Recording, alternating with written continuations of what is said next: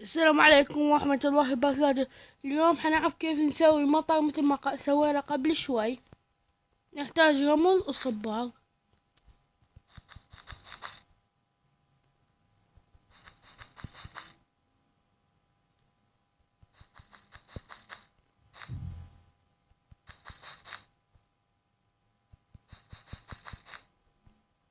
نسوي لها العلو نحطه، تجون تكسرون أول وحدة صار مطر.